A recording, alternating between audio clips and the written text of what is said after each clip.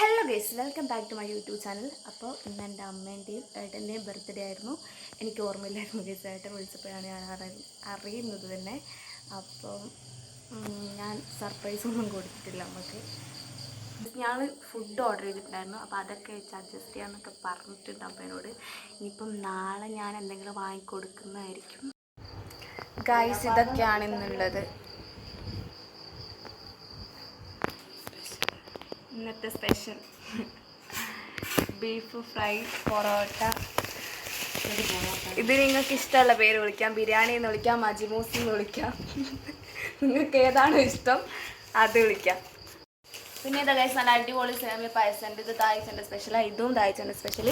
ഇത് രണ്ടും ഓർഡർ ചെയ്ത സാധനം ഗൈസ്. അങ്ങനെ ഞങ്ങൾ പൊറാട്ടയും ബീഫ് ചില്ലിയും കഴിക്കാണ്. നല്ല ചൂടോടെയാണ് കേട്ടോ കഴിക്കുന്നത് ഗൈസ്. അങ്ങനെ ഞാൻ വീട്ടിലേക്ക് പോവാണ്. ഫുഡൊക്കെ കഴിച്ചു ഗൈസ്. അപ്പം ഞാൻ ഇന്നലെ അമ്മക്ക് ഒന്നും കൊടുത്തിട്ടുണ്ടായിരുന്നില്ല സർപ്രൈസ് ആയിട്ട്. അപ്പം ഞാൻ ഇന്ന് ഫ്രെയിം വാങ്ങിയിട്ട് വന്നിട്ടുണ്ട്. ഇതാണ് കേട്ടോ ഫ്രെയിം. A3 സൈസിലൊരു ഫ്രെയിമാണ്. ഞാൻ സെറ്റ് ചെയ്തിട്ടുണ്ട്. രാവിലെ പോയിട്ട് ഞാനിത് ഫ്രെയിമിൻ്റെ ഷോപ്പിൽ പോയിട്ട് ഫ്രെയിമൊക്കെ വാങ്ങി സെറ്റ് ചെയ്തതാണ്.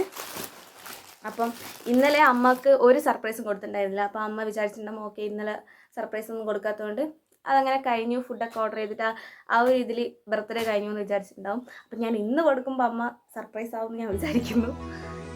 അപ്പം നോക്കാം. അമ്മ വന്നിട്ട് ഞാൻ വീഡിയോ എടുക്കാം.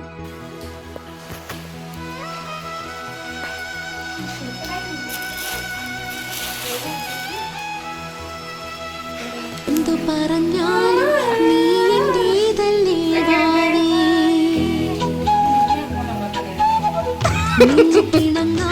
ഇങ്ങോട്ട് നോക്കൂ, രണ്ടുപേരും ഇങ്ങോട്ട് നോക്കൂ.